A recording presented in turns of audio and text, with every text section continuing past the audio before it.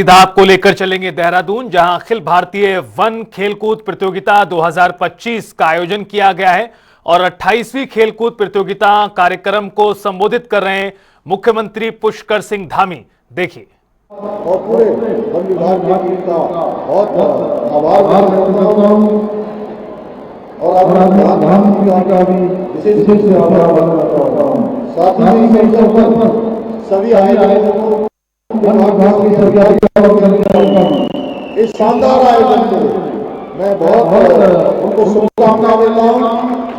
मुझे ये जानकर अत्यंत प्रसन्नता हो रही है कि इस प्रतियोगिता में पहली बार देश के सभी राज्यों एवं केंद्र शासित प्रदेशों की सभी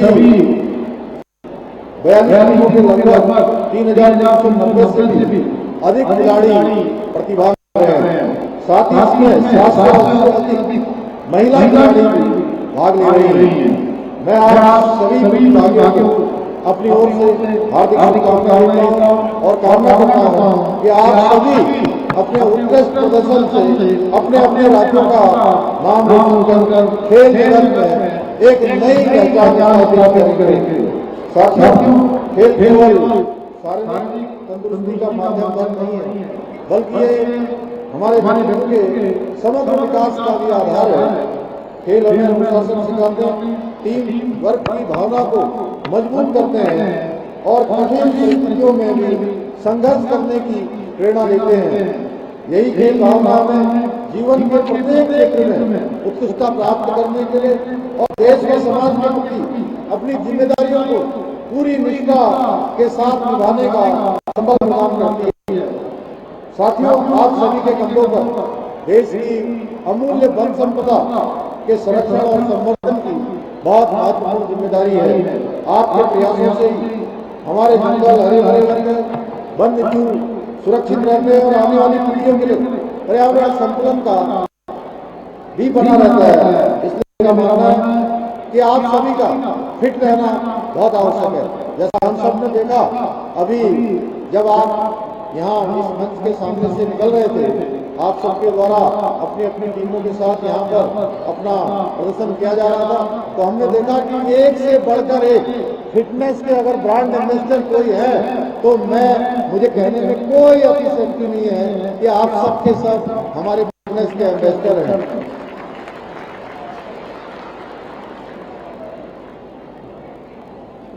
आदरणीय प्रधानमंत्री श्री नरेंद्र मोदी के नेतृत्व और मार्गदर्शन में हमारी सरकार उत्तराखंड प्रदेश के अंदर खेल संस्कृति को बढ़ावा देने के साथ साथ वन संपदा के संरक्षण और संवर्धन की दिशा में भी निरंतर प्रयासरत है।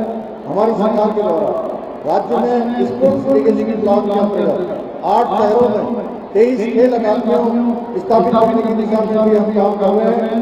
वहीं राज्य के खेल विद्यालय की स्थापना करने के साथ साथ महिलाओं को खेल प्रोत्साहित करने के उद्देश्य से महिला स्पोर्ट्स कॉलेज की स्थापना भी हम करने जा रहे हैं। इसके साथ राष्ट्रीय और अंतर्राष्ट्रीय स्तर पर पदक जीतने वाले खिलाड़ियों को सरकारी नौकरी में आउट ऑफ क्रम की नियुक्तियां भी हम प्रदान कर रहे हैं।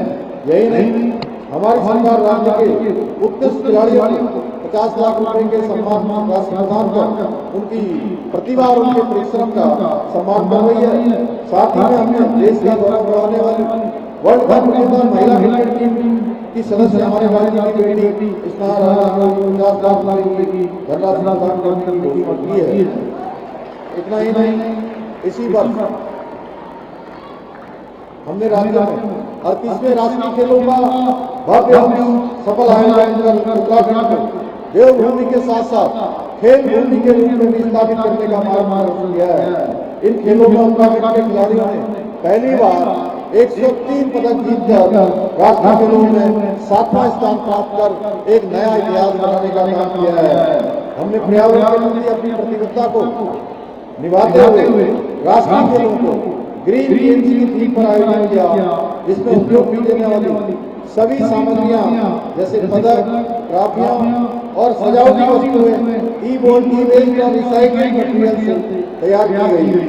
इसके साथ ही हमने इसी स्टेडियम परिसर में 2.77 हेक्टेयर भूमि को खेल के रूप में भी विकसित किया है, जहाँ विजेता खिलाड़ियों के नाम पर रुद्राक्ष के 1600 से अधिक पेड़ों के साथ ही विभिन्न प्रजातियों के पौधे लगाए गए हैं, ताकि ये स्थल खेल विविधता के साथ साथ हरित विविधता का भी प्रतीक बने। साथियों, उत्तराखंड देश का ऑक्सीजन बैंक और वाटर टावर है। हमारे राज्य का लगभग 71% क्षेत्र वनों से आच्छादित है, जो न केवल हमें स्वच्छ वायु, शुद्ध जल प्रदान करते हैं, बल्कि संपूर्ण उत्तर भारत के पर्यावरण संतुलन को बनाए रखने में भी अत्यंत महत्वपूर्ण भूमिका निभाते हैं। हमारे राज्य की लगभग 15% भूमि 6 राष्ट्रीय उद्यानों, 7 वन्यजीव विहारों, 4 संरक्षण आरक्षित क्षेत्रों के रूप में सुरक्षित है, जबकि पूरे देश का अनुपात ये मात्र 5.2% ही है।